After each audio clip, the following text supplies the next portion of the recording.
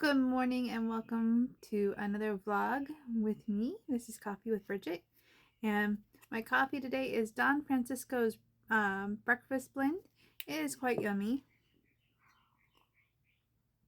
It's a nice medium roast coffee, so it's got a lot of flavor, but it's not too strong.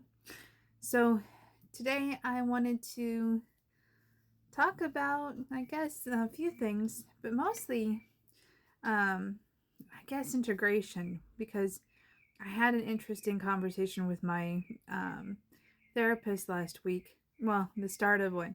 So basically, I shared with her some very big things that should have caused a lot of emotion in me, should have brought up a lot of different feelings, I guess.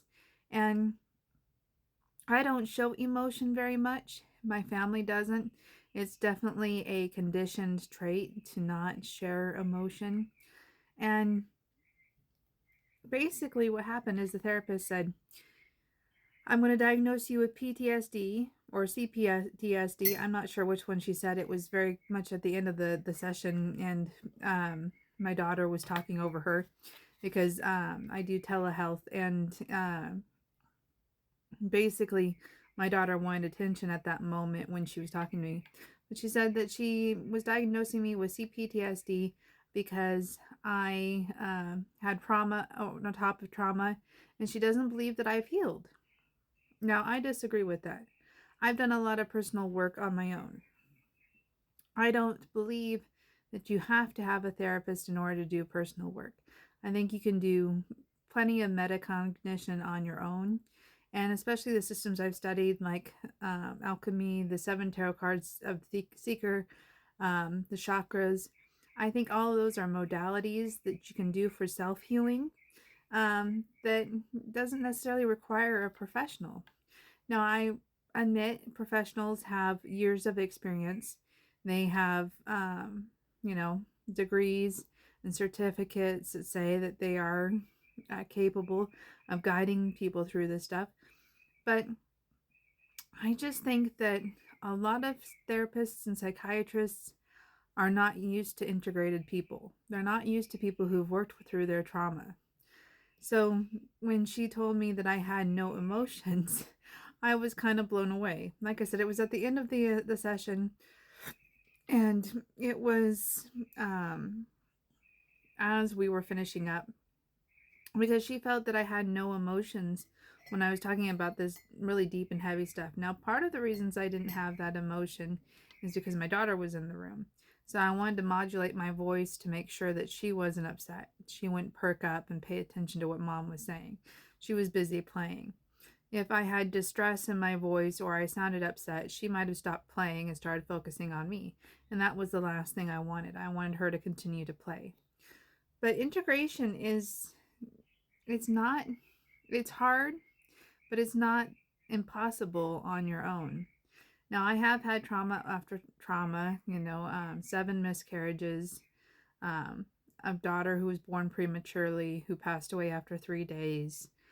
I have, there is an ex-husband before the current ex-husband who became, I don't know how to describe it, but it wasn't pretty.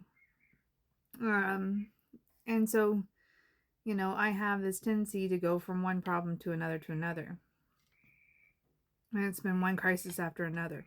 And that's something that my ex would bring up. He'd be like, you weren't, one crisis after another, whether it was, our daughter passing away, and then my breakdown, and then a couple years later, or a few years later, another breakdown. So I developed this kind of like cycle that happened every from like December to March, where I would have like a breakdown or I'd have some sort of issue. Now, I think that was mostly sensory overwhelm and burnout, autistic burnout, if I'm autistic. We'll find out if I'm autistic this week, so we'll find out. But I think that even normal people can have a burnout if they are sensitive to crowds and if they're introverted like I am. So, but as these things happened, you know, especially, around my daughter who passed, that whole experience, I integrated those experiences. I worked through them on my own. I decided to celebrate my daughter's life instead of grieve it. So, on the 28th, which is her birthday this month, March 28th, I'll buy a birthday cake and, we'll sing happy birthday to her. It was kind of amazing to me because I went to open house last week for my daughter.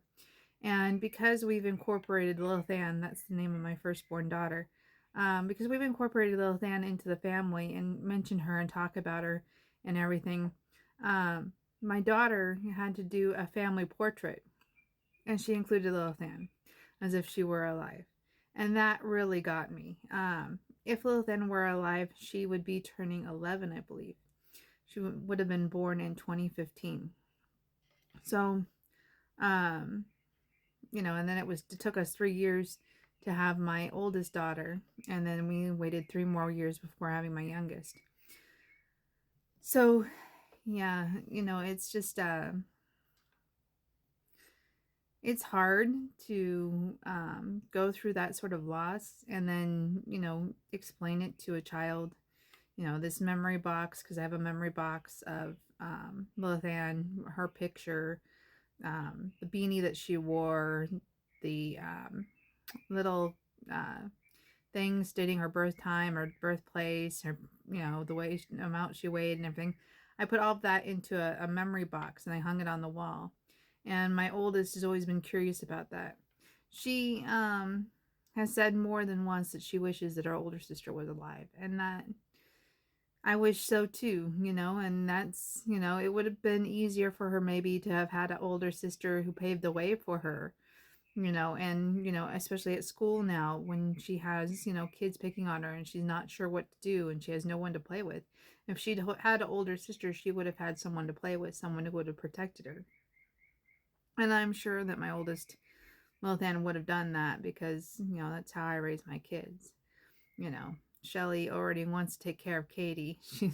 She's like, when the mom can't take you to school, I'm going to take you to school. She mothers her little sister. It's really cute. I don't know where that comes from because I don't expect her to mother, but she is a kid who's very much into her own stuff. It was funny at the open house because she also, in addition to the portrait, she had a what I want to be when I grow up, and she said a YouTuber and then a vet. Because she's been watching a couple YouTubers pretty regularly. We watch YouTube instead of television. So, and she's become obsessed with a few of them. And, I told her, mom's not a YouTuber. Mom does not make money on these. But, we do them for fun. It's not something you can do as a career always. It depends on who you are and what you attract and if you have interesting content. And she's too young to understand all of that. So she just knows that she wants a lot of followers and she's impressed with what mom has, which is flattering but cute at the same time. So, she wanted to start her own YouTube channel. I think she asked her dad and her dad shut her down. But, when she gets old enough, it's all up to her what she does, But, yeah. It was an interesting week last week. But, like I said, integration is something I think that we all are capable of doing on our own. And I don't think that I'm going to have a conversation with my therapist. I don't think that my emotionless comes from PTSD or undealt trauma. I think that it basically comes from the fact that I've integrated things. So that is going to be an interesting topic when my therapy session happens this week. But we'll see how that goes. Well, this video is coming to an end, so I hope you've enjoyed this Coffee with Bridget, just of sharing a few thoughts. Take care and have a wonderful, I think this should be posting on Tuesday on YouTube, and it's on Saturday for TikTok. So enjoy and take care. Bye for now.